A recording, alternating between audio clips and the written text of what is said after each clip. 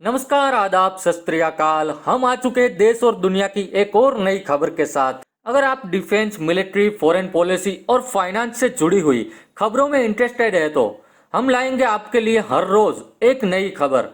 तो हमारे चैनल को सब्सक्राइब करें। इजराइल करेगा तुर्की, ईरान और पाकिस्तान का अंत। इजराइल को मिल चुका है फ्री हैंड।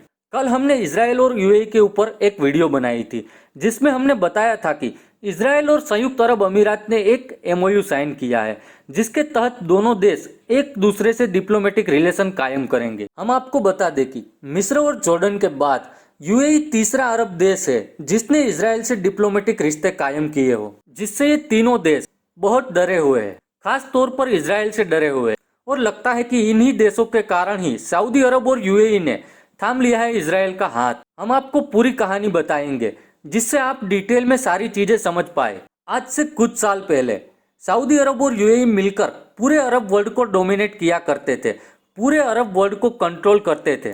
कुछ सालों पहले तक सब कुछ ठीक था, लेकिन पिछले 3 सालों से सब चीजें सऊदी अरब और यूएई के हाथों से निकलती नजर आ रही है। 3 देश ऐसे हैं जो इनकी सत्ता को डायरेक्ट चुनौती दे रहे हैं और ये तीनों देश सैन्य रूप से काफी ताकतवर भी है, जिनमें पहला है तुर्की, दूसरा है ईरान और तीसरा है पाकिस्तान, जिसमें पाकिस्तान तो इन दोनों देशों का पिछलक्कू है जो इन दोनों देशों के साथ मिलकर ही काम करता है। मेन 2 देश है ईरान और तुर्की। ईरान और तुर्की करना चाहते हैं अरब वर्ल्ड को कंट्रोल और ये दोनों देश काफी ज्यादा ताकतवर भी साबित हो रहे हैं। सऊदी और यूएई के पास इनका एक ही तोड़ था, वो था इजराइल। इजराइल ना सिर्फ तुर्की बल्कि ईरान और पाकिस्तान दोनों की कमर तोड़ सकता है। सऊदी और यूएई अपनी फौज को ज्यादा ताकतवर नहीं बनाना चाहते हैं क्योंकि वहां के प्रिंस को डर है कि फौज कहीं उनके खिलाफ खड़ी ना हो जाए, इसलिए इन्होंने थामा है इजराइल का साथ।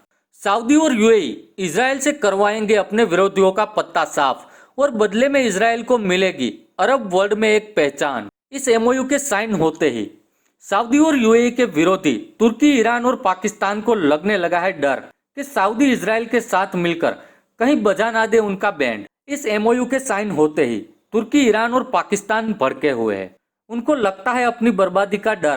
तुर्की, ईरान और पाकिस्तान को लगता है कि धीरे धीरे इजराइल के साथ मिलकर अरब कंट्रीज या तो उनको आइसोलेट करेंगे या फिर सबक सिखाएंगे, जिससे ये तीनों देश बर्बाद हो जाएंगे। और यही करने की रणनीति को अमेरिका के साथ मिलकर इजराइल और सऊदी अरब अंजाम दे रहे हैं। अगर ये हुआ तो तुर्की और ईरान हो जाएंगे बर्बाद और बर्बाद हो चुका पाकिस्तान हो जाएगा और बर्बाद।